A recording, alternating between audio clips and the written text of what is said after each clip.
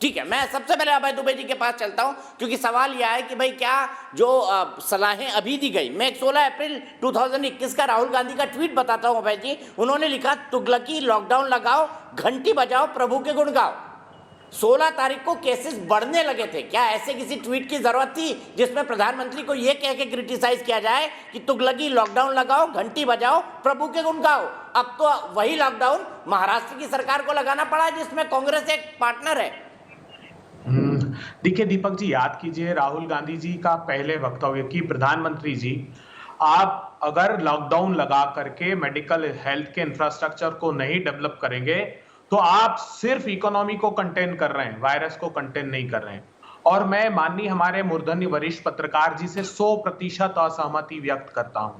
मैं निरंतर ये प्रमाण के साथ हवाला दे सकता हूं। Centre for disease dynamic economic policy research America ने रिपोर्ट दी थी 1 साल पहले कि इस समय तक हिंदुस्तान में 58 करोड़ केसेस तक आएंगे अगर कंसिस्टेंटली सरकार ने काम नहीं किया।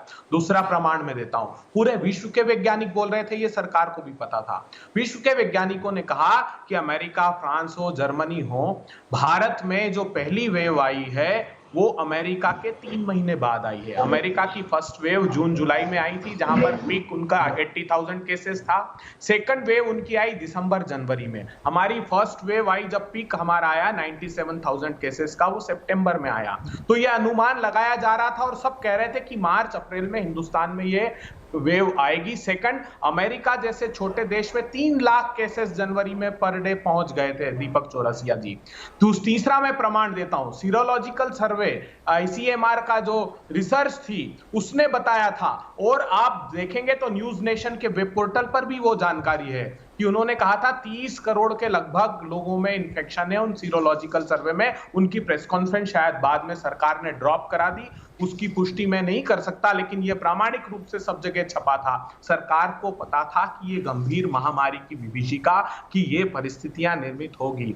दूसरा, मैं सिर्फ 3 ही उदाहरण आपके सम्मुख रखूंगा। दूसरे बड़ी बात मैं कहना चाहता हूं, क्या देश की सरकार को यह नहीं पता था? पार्लियामेंट्री स्टैंडिंग कमेटी में सीरम इंस्टीट्यूट ऑफ इंडिया ने 2 बातें महत्वपूर्ण कही थी। उन्होंने एक तो बात यह कही थी कि हमारा जो प्रोडक्शन है वो 70 मिलियन वैक्सीन पर मंथ है और कोवैक्सीन का सिर्फ 10 मिलियन पर मंथ है।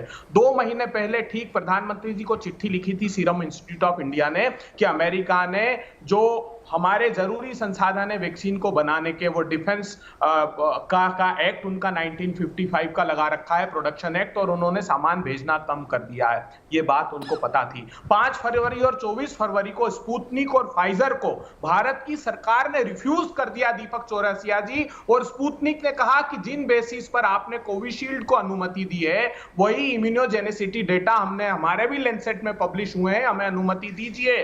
100 मिलियन का उनका कमिटमेंट था, मगर सरकार ने दूरदर्शी निर्णय नहीं लिया और उसको अनुमति नहीं दी। आखिरी बात मैं बताना चाहता हूं आपको, जो ऑक्सीजन का बड़ा इशू है, 7,000 मेट्रिक टन से ऊपर का ऑक्सीजन का हमारा, आखिरी बात, ऑक्सीजन का प्रोडक्शन है। 4,000 मेट्रिक टन हमको मेडिकल के लिए लग रही, मेडिकल ऑक्सीजन लग रही है। 2,200 मेट्रिक टन इंडस्ट्रियल यूटिलिटी के लिए सरप्लस है। मगर समय रहते इस भारत की सरकार ने ऑक्सीजन मैपिंग नहीं की। उड़ीसा में, हिमाचल में, जहां जहां सरप्लस है वहां राज्यों को भेजनी चाहिए थी, मगर जवाब मिलता था कि प्रधानमंत्री जी बंगाल की रैली में है, उसके बाद इस बात पर निर्णय लिया जाएगा। तो यह अदूरदर्शी निर्णय था। हम सरकार के साथ दृढ़ता से हैं, हम स्वागत करते हैं सभी को